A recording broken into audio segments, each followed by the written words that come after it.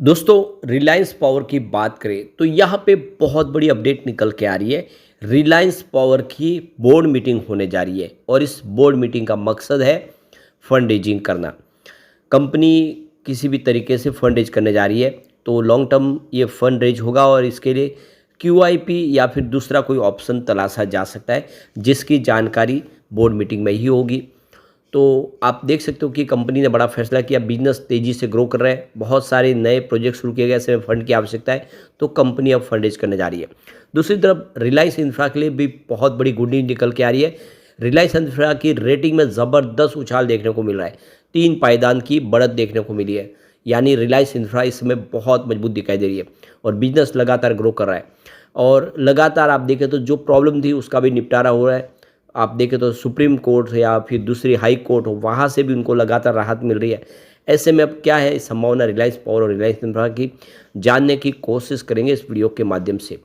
लेकिन फ्रेंड्स उससे पहले अगर आप पहली बार हमारे चैनल पे आए तो चैनल को सब्सक्राइब कर दीजिए, एक बेल आइकॉन दबा दीजिए ताकि जब भी नया वीडियो बने पहला नोटिफिकेशन आपको मिले। वीडियो पसंद आए तो लाइक से जरूर कीजिए। चलो फ्रेंड्स वीडियो स्टार्ट करते हैं। मैं हूँ आपका दोस्त एसपी दवे और हमारे अपने चैनल ऑनलाइन कमाई में आपका बहुत बहुत स्वागत है। तो सबसे पहले रिलायंस पावर की बात करें तो 64.67 पर क्लोजिंग थी फ्राइडे को, जहाँ पे 0.39% की तेज़ी देखने को मिली। सबसे बड़ी बात यह है कि बाजार में भारी गिरावट हुई थी, उसके बाद भी स्टॉक ने पॉजिटिव क्लोजिंग देखी, साबित किया है कि स्टॉक मजबूत है और यहाँ पे अच्छी खरीदारी हो रही है। अब ऊपर के लेवल से इसमें करेक्शन भी हो चुका है तो यहाँ से फिर अच्छी पॉजिटिव संभावना बन सकती है। रिलायंस इंफ्रा की बात करें, यहाँ पर भी काफ़ी शानदार तेज़ी थी, 378 पर क्लोजिंग देखने को मिली, जहाँ पे 1.71% की अच्छी तेज़ी थी, काफ़ी बेहतर किया है। अब जो बड़ी अपडेट निकल के आ रही है, रिलायंस पावर ने जो एक्सचेंज को जानकारी दी है, यहाँ पे देख सकते हो कि कंपनी यहाँ पे अपनी बोर्ड ऑफ डायरेक्टर की मीटिंग करने जा रही है और ये होगी बुधवार 16 जुलाई 2025 को। और इस बोर्ड मीटिंग का मकसद है कि यहाँ पे देख सकते हो कि company long term fund raise करने की तैयारी कर रही है।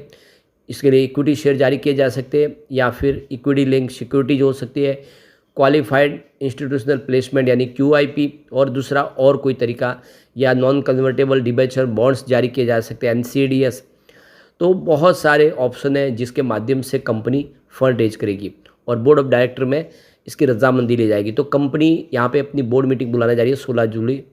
तो डेट आ चुकी है, इसका मतलब यह है कि जल्दी यहाँ पे इसको लेकर कोई बड़ा फैसला होगा। कंपनी के पास बहुत सारे प्रोजेक्ट हैं इंडिया में भी और ग्लोबल मार्केट में भी, और उनको पूरा करने के लिए फंड की आवश्यकता है। तो कंपनी यहाँ पे फंड रेज करने जा रही है और फंड आराम से मिल सकता है क्योंकि पहले वाली बात रही नहीं है, कंपनी बहुत मजबूत हो चुकी है। और बोर्ड मीटिंग की वजह से इनसाइड ट्रेडिंग को क्लोज करना होता है, तो ट्रेडिंग विंडो क्लोज ऑलरेडी पहले ही हो चुकी है। तो 1 जुलाई 2025 से ट्रेडिंग विंडो को क्लोज किया क्योंकि अब Q1 भी रिजल्ट आने वाला है। तो ट्रेडिंग विंडो ऑलरेडी क्लोज है और ट्रेडिंग विंडो तो तभी खुलेगी जब कंपनी अपना Q1 का रिजल्ट डिक्लेयर कर देगी। तो ट्रेडिंग विंडो को क्लोज करना होता है। सेबी का रूल्स है कि जब भी बोर्ड मीटिंग होती है, कोई बड़ा फैसला लेते हैं, उसके पहले ट्रेडिंग विंडो को क्लोज करना होता है और एक बार फैसला हो जाता है मीटिंग के बाद में 48 घंटे के बाद में ही ट्रेडिंग विंडो खुलती है। तो चाहे वो प्रमोटर ग्रुप से हो या उनके कोई भी रिलेटिव्स हो या फिर बोर्ड के मेंबर और उनके घर के मेंबर, इसके अलावा एम्प्लॉय, सबके लिए ट्रेडिंग विंडो क्लोज होती है। सेबी का रूल्स है क्योंकि वो एक तरह से उसका कुछ जो मीटिंग के अंदर जो उसका जो मोटिव है उसका फ़ायदा ना उठा ले, तो ये एक तरह से फैसला किया जाता है।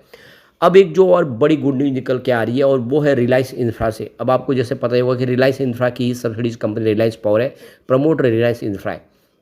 तो रिलायंस इंफ्रास्ट्रक्चर की रेटिंग में ज़बरदस्त एक उछाल देखने को मिला है।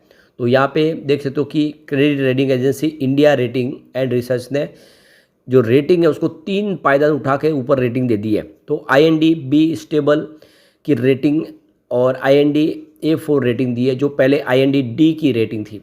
तो कंपनी की रेटिंग में ज़बरदस्त उछाल हुआ है। तो एक्सचेंज फाइलिंग में कहा गया है कि यह अपग्रेड उसकी मौजूदा non fund based working capital limits पर किया गया है। एक्सचेंज को दी जानकारी के अनुसार क्रेडिट रेटिंग एजेंसी ने कंपनी के लगभग कर्ज मुक्त प्रोफाइल को देखते हुए 6 साल बाद डिफ़ॉल्ट रेटिंग हटा दी है, यानी कंपनी पे जो डिफ़ॉल्ट की रेटिंग थी उसको भी अब हटा दिया गया है। एक्सचेंज फाइलिंग में कहा गया है कि यह अपग्रेड कंपनी की क्रेडिट प्रोफाइल में 3 पायदानों का उल्लेखनीय सुधार दर्शाता है, जो 6 साल तक IND रेटिंग स्तर पर रहने के बाद हासिल हुआ। यानी 6 साल लगातार जो कंपनी की स्थिति कमज़ोर थी, उस पे अब फाइनली अब लगाम लग चुकी है और कंपनी बेहतर दिख रही है। रेटिंग एजेंसी ने रेटिंग में शानदार बदलाव किया। यह अपग्रेड कंपनी के व्यापक डिलीवरेजिंग प्रयासों को दर्शाता है, जिसके परिणामस्वरूप बैंक और वित्तीय संस्थानों का कर्ज शून्य हो गया। कंपनी पूरी तरह से कर्ज मुक्त हुई है और इसका पूरा फायदा यहाँ पे देखने को मिल रहा है। तो ये देख सकते हो कि पिछले 6 महीनों में समूह की जो 2 कंपनियां रिलायंस पावर और रिलायंस इंफ्रास्ट्रक्चर ने बहुत बेहतर प्रदर्शन किया है। और आप देखें इनके मार्केट कैप में लगभग अच्छा वृद्धि देखने को मिला है। तो करीब 1.5 गुना और 1.9 गुना की वृद्धि हुई है। तो बाजार पूंजीकरण इनका बढ़ा है। इसके अलावा FI होल्डिंग में भी वृद्धि हुई है। ग्रुप के प्रोजेक्ट पाइपलाइन में अभी भी लगातार बढ़ रहे, जिसमें solar plus storage mega project है और 10,000 करोड़ रुपए के स्मार्ट कॉन्ट्रैक्ट शामिल है। इसमें भी महत्वपूर्ण बात यह है कि कंपनियां कर्ज मुक्त हो चुकी है। इसके अतिरिक्त 17,600 करोड़ रुपए की पूंजी जुटाने की प्रक्रिया चल रही है। तो कंपनी जिस तरह से फैसले करी है वो बहुत ही शानदार है, जो इशारा करे कि आने वाले समय रिलायंस पावर बेहतर कर सकता है। यहाँ पे किधर रिलायंस इंफ्रा देखें तो ग्लोबल मार्केट में आप देखें तो डिफेंस सेक्टर के लिए बड़ा धमाका करने को तैयार है। करीब 10,000 करोड़ के खर्च से एरोस्पेस में आप देखें तो एयरक्राफ्ट बनाएगी, पूरी मेक इन इंडिया के तहत कमर्शियल एयरक्राफ्ट। तो कंपनी अब डिफेंस सेक्टर में भी तेज़ी से अपने कारोबार को आगे बढ़ा रही है और कुल मिला के देख सकते हो कि कंपनी ये जो फैसले कर रही है वो आने वाले समय इसकी नींव को और मजबूत करेंगे। दूसरी तरफ अगर आप देखें तो रिलायंस पावर को एक बड़ी रिलीफ मिल चुकी है। दिल्ली हाई कोर्ट ने सोलर एनर्जी कॉर्पोरेशन इंडिया की तरफ से जो सो-कॉल्ड नोटिस भेजा गया था उसके ऊपर अब रोक लगा दी गई है। तो ये देख सकते हो कि 1 जुलाई 2025 को solar energy corporation of India की तरफ से सो-कॉल्ड नोटिस भेजा गया था रिलायंस एन्यू सनटेक, जो रिलायंस पावर की सब्सिडीज कंपनी है, और उनसे कहा गया था कि क्यों ना आप जो पावर परचेस एग्रीमेंट हमने साइन किया उसको कैंसिल कर दिया जाए। तो ये देख सकते हो कि अब कोर्ट का जो फैसला है उसमें ये कहा गया है कि यथास्थिति बनाए रखे और कोई स्टेप आगे ना उठाए। इसका मतलब आप देख सकते हो कि फिलहाल जो एग्रीमेंट साइन हुआ है वो एग्रीमेंट कैंसिल नहीं होगा। वैसे अगली सुनवाई 17 सितंबर को की डेट अभी आगे है, उसमें आगे कोर्ट और अपने हिसाब से निर्णय लेगी, लेकिन फिलहाल के लिए उस फैसले को टाल दिया गया है। यानी कंपनी का जो पावर परचेस एग्रीमेंट है वो बना रहेगा। कंपनी आप देख सकते हो कि काफ़ी बड़ा प्रोजेक्ट जीता है उन्होंने टेंडर के माध्यम से, जहाँ पे 2000 मेगावाट का सोलर पावर प्रोजेक्ट है, उसमें 1000 मेगावाट और 400 मेगाहर्ट्ज़ की एनर्जी स्टोरेज का प्रोजेक्ट साथ में मिला है कंपनी को। और उसमें इल्ज़ाम लगाया गया था कि उन्होंने जो फैक्ट बैंक गारंटी दी गई थी, लेकिन कंपनी का कहना है कि उनकी तरफ से जो डॉक्यूमेंट दिए गए वो बिल्कुल जेन्युइन है, उसमें कोई कमी नहीं है, उन्होंने कोई भी फेक काम नहीं किया है।